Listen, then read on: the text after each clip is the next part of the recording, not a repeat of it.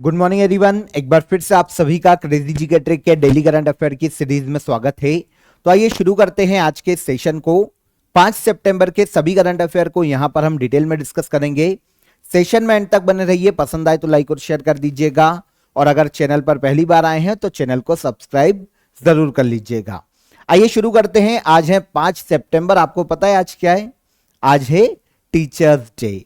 तो आप सभी को टीचर्स डे की बहुत बहुत शुभकामनाएं। किसके जन्म दिवस के रूप में सेलिब्रेट किया जाता है टीचर्स डे को? सर्वपल्ली राधाकृष्णन। 5 सितंबर 1888 को सर्वपल्ली राधाकृष्णन जी का जन्म हुआ था। तो टीचर्स डे इनकी याद में मनाया जाता है। अब आप कमेंट में बता दीजिएगा कि सर्वपल्ली राधाकृष्णन जी को किस वर्ष भारत रत्न से सम्मानित किया गया था। कमेंट में आंसर कीजिएगा। और इसके अलावा आप सभी के लिए देखिए टीचर्स डे के उपलक्ष्य में क्रेजी जीके ट्रिक और रूट एप्लीकेशन दोनों पे ही आपको सभी कोर्सेज, सभी पीडीएफ बहुत ही मिनिमम प्राइस में, बहुत ही नॉमिनल चार्जेस में अवेलेबल है। जितना भी मैक्सिमम डिस्काउंट हो सकता था वो आपको यहां पर सभी कोर्सेज पर, सभी पीडीएफ पर अवेलेबल है। आप किसी को भी ज्वाइन कर सकते हैं, जैसे कंप्लीट पैकेज ज्वाइन कर सकते हैं। एसएससी टारगेट बैच ज्वाइन करना चाहते हैं तो इसे ज्वाइन कर सकते हैं। रेलवे का टारगेट बैच, क्योंकि रेलवे की एनटीपीसी की भी एग्जाम का नोटिफिकेशन आ चुका है, तो आप किसी भी एग्जाम के लिए किसी भी कोर्स को ज्वाइन कर सकते हैं। जीएस फाउंडेशन बैच ज्वाइन कर सकते हैं। सभी पर आपको मैक्सिमम डिस्काउंट अवेलेबल है 5 सितंबर मतलब आज के दिन। ओके, तो चलिए शुरू करते हैं आज के सेशन को। सबसे पहला क्वेश्चन देखेंगे 5 सितंबर के करंट अफेयर का। ध्यान से सुनिएगा। फॉर्च्यून इंडिया 2024 लिस्ट के अनुसार भारत के सबसे अमीर महिला कौन है? तो देखिए फॉर्च्यून इंडिया 2024 में रिच जो व्यक्ति हैं भारत के, उनकी लिस्ट हाल ही में फॉर्च्यून इंडिया ने जारी की है। और इसमें भारत के सबसे अमीर व्यक्ति बने हैं, जानते कौन? मुकेश अंबानी। कुछ समय पहले हुरून इंडिया की लिस्ट आई थी, उसमें गौतम अडानी सबसे रईस थे, लेकिन यहां पर फॉर्च्यून इंडिया 2024 में मुकेश अंबानी सबसे रईस व्यक्ति हैं। यहां पर पूछा गया है कि सबसे अमीर महिला कौन, तो यह है सावित्री जिंदल। जिंदल ग्रुप जानते हैं, ऑनर है उनकी, सावित्री जिंदल। ठीक है, सबसे अमीर महिला है। हालांकि फॉर्च्यून इंडिया 2024 की लिस्ट में सावित्री जिंदल 4th प्लेस पर है। ठीक है, इमेज देखिए सावित्री जिंदल की। फॉर्च्यून इंडिया ने भारत के सबसे अमीर लोगों की हाल ही में एक लिस्ट जारी की है, और जिंदल ग्रुप की ऑनर सावित्री देवी जिंदल भारत की सबसे अमीर महिला है। कितनी संपत्ति ये होल्ड करती है? तो 2,77,000 करोड़ इनकी प्रॉपर्टी है, इनकी संपत्ति है। ओके, तो ये भारत की सबसे रिच विमन बनी है फॉर्च्यून इंडिया के अकॉर्डिंग, और लिस्ट में है 4थे स्थान पर है। टॉप 4 की हम यहां पर बात करते हैं। सबसे रईस, तो सबसे रईस कौन? मुकेश अंबानी। ऑलमोस्ट 125 बिलियन इनकी संपत्ति है। दूसरे स्थान पर आते हैं गौतम अडानी 123.9 बिलियन, और शापूर जी मिस्त्री 43.47 बिलियन, और सावित्री देवी जिंदल ऑलमोस्ट 33 बिलियन की इनकी संपत्ति है। ठीक है, तो सबसे रिच महिला पूछी गई है फॉर्च्यून इंडिया के अनुसार, तो सावित्री देवी जिंदल। सेकंड क्वेश्चन पर आइए।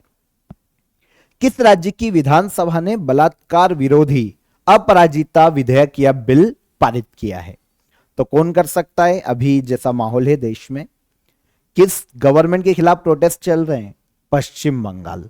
तो पश्चिम बंगाल की गवर्नमेंट ने बलात्कार विरोधी एक बिल अपने यहां की विधानसभा में पास किया है, अपराजिता के नाम से।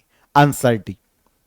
बलात्कार की जो सजा है, महिलाओं के खिलाफ जो भी कृत्य होते हैं गलत, उनके खिलाफ जो सजाएं हैं उनको और हार्ड किया गया है। यहां पर देखिए कोलकाता के आरजी कर मेडिकल कॉलेज में अभी आपको पता है 31 साल की एक डॉक्टर के साथ एक बलात्कार का एक मामला हमने देखा है, जिसके कारण पूरे देश में बहुत ही आक्रोश है इस घटना के खिलाफ। अब वेस्ट बंगाल में काफी, वेस्ट बंगाल गवर्नमेंट बैकफुट पर थी, काफी इनके खिलाफ प्रदर्शन हो रहे थे। ऑब्वियस सी बात है कि पुलिस प्रशासन जिम्मेदार होता है इसके लिए किसी भी राज्य का।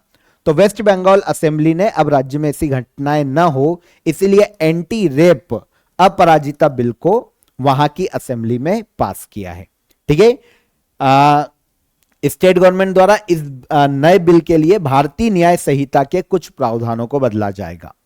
उद्देश्य क्या है बिल का? तो ऑब्वियस सी बात है कि जो दुष्कर्म या सेक्सुअल ऑफेंस जितने भी होते हैं उनके खिलाफ एक ऐसा कानून लेके आना, एक ऐसा प्रावधान लेके आना और उसे लागू करना ताकि राज्य में जो महिलाएं हैं, जो बच्चियां हैं, उनकी सुरक्षा को मजबूत किया जा सके। देखिए छोटे छोटे मैं आपको की पॉइंट्स यहां पर बताता हूं, ठीक है ना, नए बिल के। देखिए अमेंडमेंट में रेप और मर्डर, गैंग रेप या फिर ऐसे कोई भी अपराध करने वालों को या पीड़िता की पहचान उजागर करने वालों को, एसिड अटैक करने वाले जो अपराधी है उनके लिए सजा का प्रावधान किया गया है, कठोर सजा का। देखिए इंडियन जस्टिस कोड या फिर हम भारतीय न्याय संहिता की बात करें तो इसका सेक्शन 64 दुष्कर्म के दोषियों को मिनिमम 10 ईयर की सजा का प्रावधान करता है। लेकिन बंगाल में अब जो कानून आएगा उसमें या तो बची हुई अवधि के लिए जेल में लाइफ इम्प्रिजनमेंट की सजा या फिर कैपिटल पनिशमेंट दी जाएगी, मृत्यु दंड दिया जाएगा। एक है भारतीय न्याय संहिता का सेक्शन 66। इस धारा में संशोधन के अनुसार यदि दुष्कर्म के कारण पीड़िता की मृत्यु हो जाती है, वह कोमा में चली आती है, तो दोषी को कठोर सजा दी जाएगी। इसके लिए 20 साल की जेल और लाइफ इम्प्रिजनमेंट और कैपिटल पनिशमेंट का प्रावधान तो पहले से ही था, लेकिन अब बंगाल में जो लाया गया है ना उसमें केवल कैपिटल पनिशमेंट ही होगा, मृत्यु दंड सीधा, और दूसरी कोई सजा। ठीक है। इंडियन भारतीय न्याय संहिता सेक्शन 70 गैंग रेप की बात करता है। 20 साल की जेल की सजा का ऑप्शन यहां पर अब खत्म कर देंगे और यहां पर भी लाइफ इम्प्रिजनमेंट और कैपिटल पनिशमेंट की ही सजा दी जाएगी। इस तरीके से काफी सारे बदलाव किए गए हैं पश्चिम बंगाल गवर्नमेंट के द्वारा अपराजिता बिल में, जो कि महिलाओं के खिलाफ जो यौन हिंसा होती है उसको रोकने के लिए लाया गया है।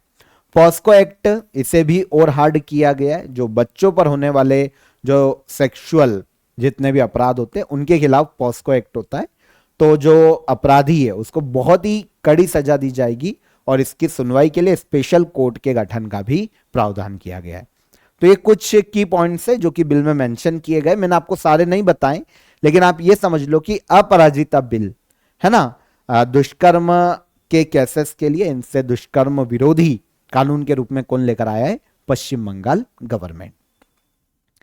पैरालंपिक 2024 में सचिन सर्जेराव ने गोला फेंक में कितने मीटर थ्रो करके सिल्वर मेडल जीता है?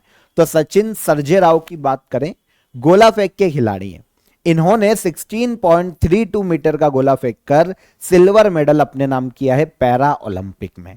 ठीक है, तो यह है सचिन हमारे।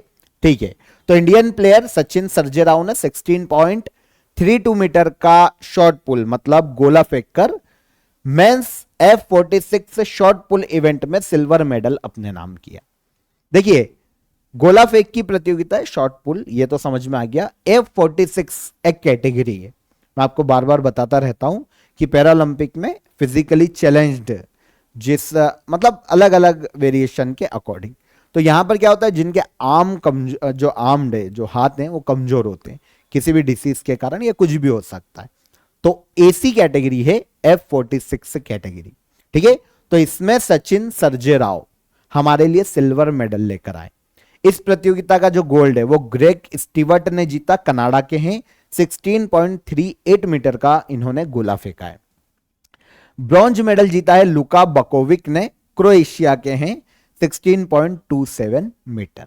ठीक है, देखिए 3 सितंबर तक हमने टोटल 21 मेडल प्राप्त कर लिए थे।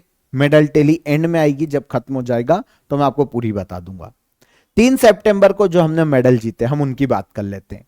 सचिन की बात करें तो वो तो कल ही लेकर आए हैं 4 सितंबर को, लेकिन हम 3 सितंबर तक पूरी मेडल लेकर आए हैं 3 सितंबर को पर्टिकुलर, उनकी एक बार बात कर लेते हैं।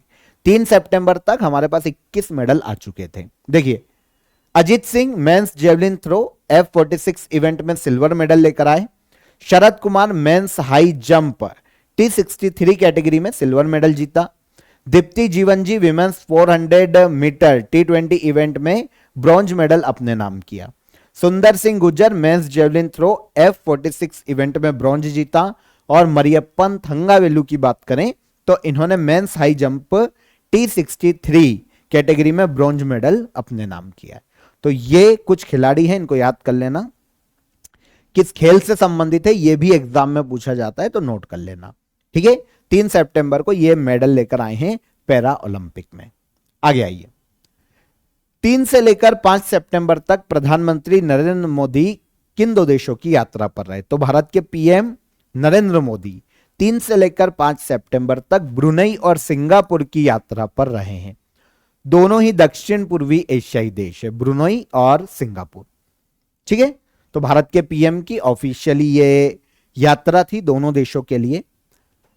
साउथ ईस्ट एशियन नेशन के साथ अपने संबंधों को मजबूत करने के लिए एक तो लुक ईस्ट पॉलिसी और एक एक्ट ईस्ट पॉलिसी, इसको मजबूत करना इस यात्रा का मुख्य उद्देश्य था। लुक ईस्ट पॉलिसी ये पहले से चल रही थी, 2014 के पहले से। भैया की जो पूर्वोत्तर, जो भारत के पूर्व में जो देश हैं उनको भी देख के चलो, उनसे संबंध बनाए रखो।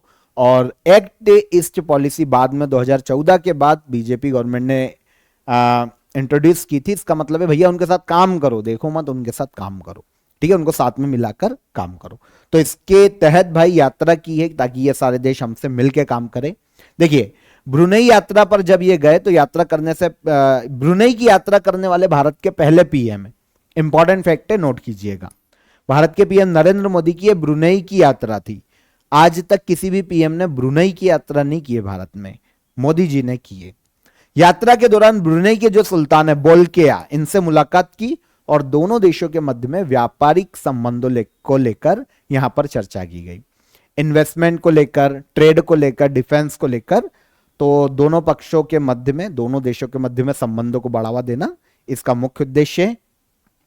ब्रुनेई का एक एयरपोर्ट है, बंदर सेरी बेगावन एयरपोर्ट। नोट करना कहां पर है, ब्रुनेई। इससे चेन्नई को सीधी फ्लाइट से जोड़ा जा सके, इसके ऊपर भी बात की गई है। ठीक है, सिंगापुर यात्रा 4 सितंबर को पीएम ने की। सिंगापुर के प्रेसिडेंट थरमन शनमुगरत्नम से पीएम ने मुलाकात की। यहां पर भी व्यापारिक संबंधों को लेकर चर्चा की गई थी। तो ब्रुनेई और सिंगापुर की यात्रा की है 3 से लेकर 5 सितंबर को भारत के पीएम नरेंद्र मोदी ने। किस राज्य में पत्थर मार मेला, गोट मार मेला आयोजित किया गया? तो गोट मार मेला मध्य प्रदेश में आयोजित किया जाता है। दक्षिणी मध्य प्रदेश में पाडुना नाम का एक जिला है, वहां पर एक नदी बहती है, जाम नदी। वहां पर नदी के आइट साइड 2 गांव के लोग खड़े हो जाते हैं और एक दूसरे को पत्थर मारते हैं भाद्रपद अमावस्या के दिन। एक भाई सांस्कृतिक समारोह, एक इनका रिलीजियन से जुड़ा हुआ है।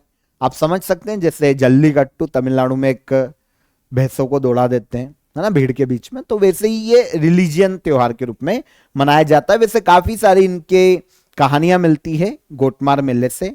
जैसे कोई एक लव स्टोरी के रूप में भी जोड़ता है, कोई राजा महाराजाओं की कहानी भी बताता है। तो कहानियां बहुत है, लेकिन आप यहां पर यह समझो कि मध्य प्रदेश के पाडुना में गोटमार का मेला आयोजित किया जाता है। ठीक है, जाम नदी पर ये इकट्ठा होते हैं भाद्रपद अमावस्या के दिन। ठीक है, एक तरफ का गांव है पाडुरना और एक तरफ है सावर गांव। दोनों गांव के लोग एक दूसरे को पत्थर मारते हैं। यहां पर बहुत बार सीधी सी बात है कि घायल भी हो जाते हैं, क्योंकि पत्थर मार रहे हैं तो घायल भी कोई ना कोई हो सकता है। ठीक है, तो यह मध्य प्रदेश में आयोजित किया जाता है गोटमार मेला। निम्नलिखित में से किसे उत्तर प्रदेश महिला आयोग का अध्यक्ष नियुक्त किया गया? उत्तर प्रदेश महिला आयोग का अध्यक्ष हाल ही में नियुक्त किया गया है बबीता चौहान को। कौन? बबीता चौहान, उत्तर प्रदेश महिला आयोग। उत्तर प्रदेश गवर्नमेंट ने अपने यहां पर Uttar Pradesh commission for women, Uttar Pradesh महिला आयोग की नई प्रेसिडेंट और वाइस प्रेसिडेंट की नियुक्ति की। प्रेसिडेंट बनी बबीता चौहान और वाइस प्रेसिडेंट बनी चारू चौधरी और अपर्णा यादव। आपको पता है महिला आयोग क्या करता है? महिलाओं के अधिकारों की रक्षा के लिए, है ना, काम करने वाला, एक्शन लेने वाला संस्थान है। ऐसा ही देश में राष्ट्रीय महिला आयोग भी है। इनके लिए national commission for women act, राष्ट्रीय महिला आयोग एक्ट 1990 में लाया गया था। और इसके तहत राष्ट्रीय महिला आयोग की स्थापना जनवरी 1992 में की गई थी। राष्ट्रीय महिला आयोग की अध्यक्ष वर्तमान में रेखा शर्मा है। और यहां पर उत्तर प्रदेश महिला आयोग की अध्यक्ष कौन बनी? बबीता चौहान। ठीक है। राष्ट्रपति द्रौपदी मुर्मू ने किस अधिनियम के तहत नई दिल्ली के उपराज्यपाल के अधिकारों को बढ़ाया है? तो नई दिल्ली है ना, एक यूनियन टेरिटरी है। यहां पर लेफ्टिनेंट गवर्नर है और वहां की गवर्नमेंट जो विधानसभा है, तो वहां पर गवर्नमेंट है, केजरीवाल सीएम है। लेकिन हाल ही में द्रौपदी मुर्मू जी ने क्या किया है कि एक अधिनियम चलता है वहां पर, राष्ट्रीय राजधानी क्षेत्र दिल्ली शासन अधिनियम 1991, जो कि 69th अमेंडमेंट एक्ट के तहत 1991 के तहत ही लाया गया है। और इसी का उपयोग करते हुए इसी के तहत द्रौपदी मुर्मू जी ने नई दिल्ली में लेफ्टिनेंट गवर्नर के अधिकारों को बढ़ा दिया है। आंसर हो जाएगा आंसर ए। अधिनियम कौन सा है? राष्ट्रीय राजधानी क्षेत्र दिल्ली शासन अधिनियम 1991। ठीक है, देखिए ये एलजी, लेफ्टिनेंट गवर्नर एलजी कहलाता है। बहुत विवाद रहता है वहां के सीएम और एलजी के बीच में, क्योंकि भाई यूनियन टेरिटरी है, सेंट्रल के कंट्रोल में आती है, लेकिन वहां पर क्योंकि विधानसभा और मंत्री परिषद है, तो वहां पर भी लोकल गवर्नमेंट चलती है, तो बहुत डिस्प्यूट होते हैं। हाल ही में क्या हुआ है कि लेफ्टिनेंट गवर्नर जो दिल्ली के, उनको राजधानी में अथॉरिटी, बोर्ड और कमीशन ऑन स्टैट्यूटरी बॉडी का गठन करने का अधिकार दे दिया है। किसने? राष्ट्रपति द्रौपदी मुर्मू ने। अभी तक ये अधिकार दिल्ली सरकार के पास था, लेकिन भाई राष्ट्रपति के पास भी पावर है अधिनियम के तहत 1991 के, कि वो अधिकारों को चेंज कर सकती है, तो उन्होंने चेंज कर दिया। ठीक है, देखिए 69th अमेंडमेंट एक्ट लाया गया था 1991 में। ये बहुत इंपॉर्टेंट है, कॉन्स्टिट्यूशन से बहुत पूछा जाता है। 69वें संविधान संशोधन 69th अमेंडमेंट एक्ट 1991 में संविधान में दो इंपॉर्टेंट आर्टिकल को जोड़ा गया, 239AA और 239AB। इसमें से यह सबसे ज्यादा पूछा जाता है। इसके तहत पहली चीज, दिल्ली को राष्ट्रीय राजधानी क्षेत्र का दर्जा दिया गया, एनसीआर का, और दिल्ली में विधानसभा के गठन का प्रावधान किया गया। और साथ ही साथ यह भी प्रावधान किया गया कि मंत्री परिषद वहां पर विधानसभा की कुल सदस्य संख्या का 10% से ज्यादा नहीं हो सकती। मतलब 70 सदस्यीय विधानसभा है, तो दिल्ली में मंत्री कितने होंगे? केवल 7। ये सारे प्रावधान 69th अमेंडमेंट एक्ट में किए जा चुके हैं। 239AA देखो यही बोल रहा होगा पूरा, ठीक है ना। तो यहां पर यह भी कहा गया कि दिल्ली के लिए असेंबली की व्यवस्था की गई है, जो पुलिस, भूमि और लोक व्यवस्था के अतिरिक्त स्टेट लिस्ट और कंकरेंट लिस्ट के विषय पर कानून बना सकती है। लेकिन पुलिस, भूमि और लोक व्यवस्था के मामले सेंट्रल गवर्नमेंट के अंडर में आते हैं, तो ये डिस्प्यूट हो जाता है बार बार। अब इसी के तहत जो एक्ट है, देखिए मंत्रिपरिषद भी बता दिया, government of national capital territory of Delhi act 1991 क्या कहता है? दिल्ली के एडमिनिस्ट्रेटिव और गवर्नमेंट जो स्ट्रक्चर है उसकी व्यवस्था की गई थी। यह अधिनियम दिल्ली को एक ऑटोनॉमस रीजन के रूप में बनाता है, जहां पर वहां की एक लोकल गवर्नमेंट दिल्ली को संभालेगी। अपनी गवर्नमेंट होगी, लेकिन सेंट्रल गवर्नमेंट के पास महत्वपूर्ण शक्तियां दी गई है। और यह भी प्रावधान किया गया कि राष्ट्रपति कभी भी इनके प्रावधानों को चेंज कर सकते हैं। तो इसी के तहत लेफ्टिनेंट गवर्नमेंट को जो लेफ्टिनेंट गवर्नर है दिल्ली के, उनके अधिकारों में प्रेसिडेंट ने वृद्धि कर दी है। किस एक्ट के तहत? Government of national capital territory of Delhi act 1991 के तहत। आई होप समझ में आया होगा। थोड़ा सा पेचीदा मामला है, कॉन्स्टिट्यूशन पढ़ा होता, पॉलिटी के बारे में पता होता तो इजीली आपको यह समझ में आ जाएगा। ठीक है, सेंट्रल गवर्नमेंट दिल्ली के महत्वपूर्ण मामलों पर अंतिम निर्णय लेगी। यहां पर लिखा है दिल्ली पुलिस और अन्य प्रमुख सेवाएं केंद्र के अधीन होगी। राष्ट्रपति कभी भी 1991 के अधिनियम के तहत पावर्स को चेंज कर सकते हैं, डिस्ट्रीब्यूट कर सकते हैं, तो प्रेसिडेंट ने कर दिया। ग्रीन हाइड्रोजन पर अंतरराष्ट्रीय सम्मेलन के दूसरे संस्करण का आयोजन कहां किया जाएगा? ग्रीन हाइड्रोजन जानते, रिन्यूएबल एनर्जी को बढ़ावा देने के लिए ग्रीन हाइड्रोजन एक बहुत ही उन्नत काम कर रहा है, इसलिए ग्रीन हाइड्रोजन पर एक इंटरनेशनल समिट का आयोजन किया जा रहा है, जो कि दूसरा संस्करण है। आयोजन किया जाएगा भारत की राजधानी नई दिल्ली में। ठीक है, तो new and renewable energy minister है प्रहलाद जोशी। इन्होंने घोषणा की है कि ग्रीन हाइड्रोजन पर इंटरनेशनल कॉन्फ्रेंस का सेकेंड एडिशन नई दिल्ली में 11 से लेकर 13 सितंबर तक आयोजित किया जाएगा, जहां पर ग्रीन हाइड्रोजन के अलग अलग सेक्टर और उसके उपयोग पर चर्चा की जाने वाली। ठीक है, ऑब्जेक्टिव क्या है? तो भैया ग्रीन हाइड्रोजन के क्षेत्र में इंटरनेशनल लेवल पर सहयोग को बढ़ावा देना और रिन्यूएबल एनर्जी के रूप में ग्रीन हाइड्रोजन को एक्सेप्ट करना मुख्य उद्देश्य है ग्रीन हाइड्रोजन पर इंटरनेशनल कॉन्फ्रेंस का। सेकेंड एडिशन है, आयोजन नई दिल्ली में होगा इसी मंथ 11 से लेकर 13 सितंबर तक। HAL हिंदुस्तान एरोनॉटिकल लिमिटेड का चेयरमैन और मैनेजिंग डायरेक्टर किसे नियुक्त किया गया? तो हाल ही में HAL कंपनी के चेयरमैन और मैनेजिंग डायरेक्टर के रूप में DK सुनील की नियुक्ति की गई है। Answer B, DK Sunil.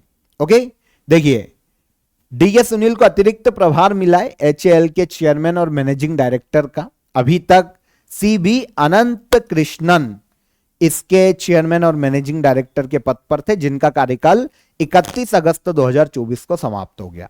तो अब एडिशनल चार्ज दिया गया है DK सुनील को। हिंदुस्तान एरोनॉटिकल लिमिटेड भारत में एरोस्पेस और डिफेंस सेक्टर की सबसे बड़ी गवर्नमेंट कंपनी है।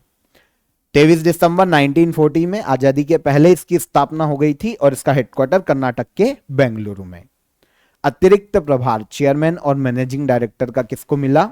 HAL में DK सुनील को।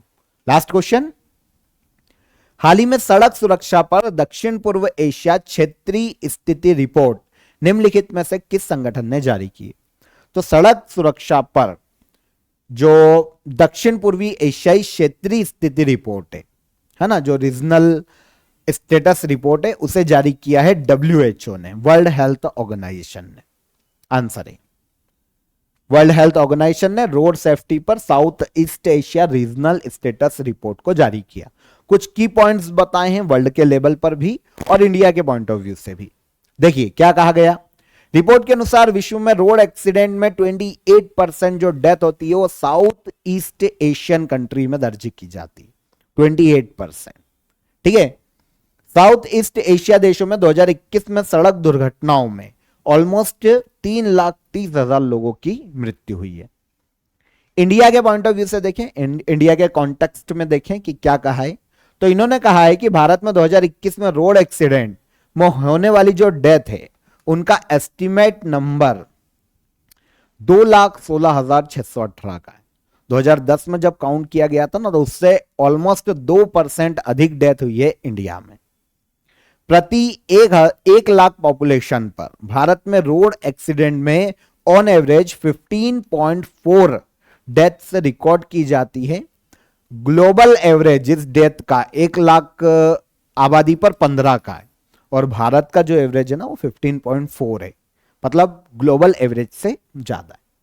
तो कुछ की पॉइंट्स हैं रिपोर्ट में, आप तो रिपोर्ट याद रखिए कि रोड सेफ्टी पर south east Asia regional status report को किसने जारी किया? तो WHO ने इस रिपोर्ट को जारी किया। डन। तो यहां पर 5 सितंबर 2024 के सभी करंट अफेयर को हमने डिटेल में समझा। आई होप एक एक क्वेश्चन आपको समझ में आ गया होगा।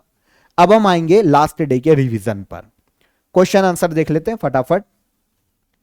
पैरालंपिक 2024 में नीतीश कुमार ने किस खेल में गोल्ड जीता? तो पैरा बैडमिंटन में। Answer B.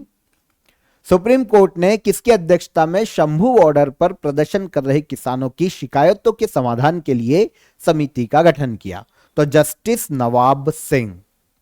आंसर है केंद्र सरकार ने 23वें विधि आयोग का गठन किया है। भाई 23वें विधि आयोग का कार्यकाल कितना होगा? तो इसका होगा 3 साल। Book unforgettable chapters memoir of a top cop किसके द्वारा लिखी गई? तो इसे लिखा है प्रकाश सिंह ने। विश्व बैंक ने फाइनेंशियल ईयर 2024-25 के लिए भारत की विकास दर को 6.6% से बढ़ाकर कितना किया? 7%। हाल ही में किसके द्वारा कृषि निवेश पोर्टल और एग्रीकल्चर फंड को लॉन्च किया गया? तो शिवराज सिंह चौहान, एग्रीकल्चर मिनिस्टर।